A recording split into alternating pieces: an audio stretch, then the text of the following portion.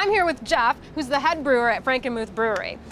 You guys have a flagship beer here, the Pilsner. Tell me a little bit about how you make it and how you followed the German purity laws when you do it. Absolutely. The German purity law called the Reinheitsgebot, have 3 or 4 of those and you'd be able to say it good too.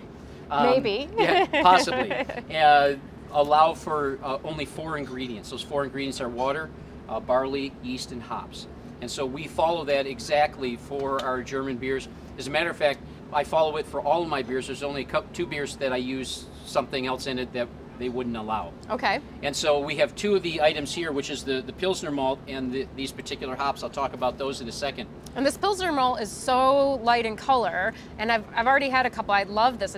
They're so toasty and very crunchy. Absolutely. So what makes it special, and why do you use them in your Pilsner? Well, the reason it's special, first off, this is a domestic from Minnesota is where it comes from. It's a very highly under-modified malt. Under-modified means that we have to go through some additional steps in the process to convert the starches into sugars that I can use for fermentation.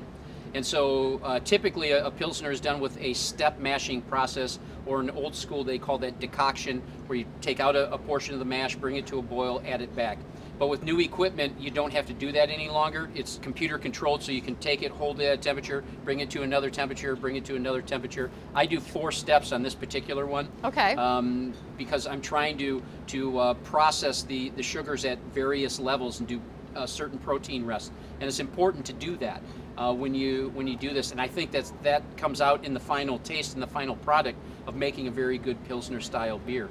And this beer takes you quite a while to brew. Is it one of your longest time beers? It is one of the longer ones for a number of reasons. One, my mashing time is north of 100 minutes. And then that is a long time. And then my boil time is 90 minutes.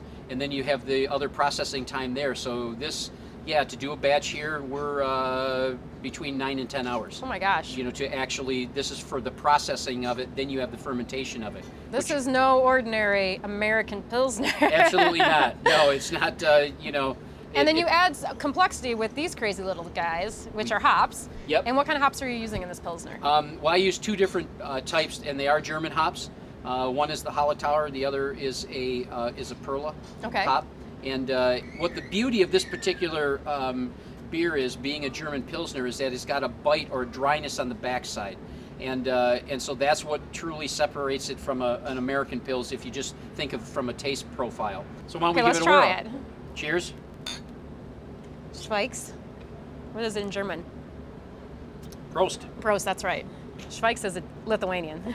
Oh, that's really good. Yeah. It's not a one-dimensional beer by any means. Absolutely not.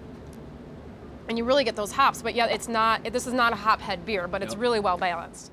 The ABV on this is 5.25. Okay. And the IBUs is 23. Okay, so you could have a couple of these. Absolutely.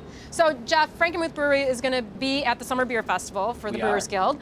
Anything people should look out for, or should they just look for your old favorites when they're at the festival? Well, we're obviously going to have the old favorites. I've got a couple of twists that I'm bringing, some special ones, and kind of excited about those. And then there's some others that I'm still deciding on which one I'm going to bring and that kind of stuff.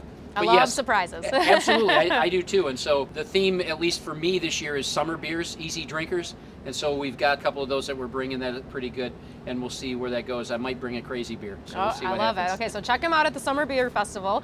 And there's one other event next weekend, the 21st, correct? Here in the town of Frankenmuth. Absolutely. And what is that? It's called the Michigan Beer Celebration, and so we're hosting this at the Harvey Kern Pavilion, which is behind me actually, across the Cass River, and it's where the Oktoberfest and the World Expo beer is held. And so we've rented this out, and we've got live entertainment and all this stuff. Is going to be a blast, and we've invited breweries to come. And so we have, last count was 25 breweries that are going to be there. Awesome. And we're asking those breweries who do Oktoberfest style beers to at least also bring that one so that we can showcase it. So it's like Oktoberfest in July. Absolutely. And you can also celebrate Christmas in July here in Frankenmuth anytime you'd like, 363 days a year.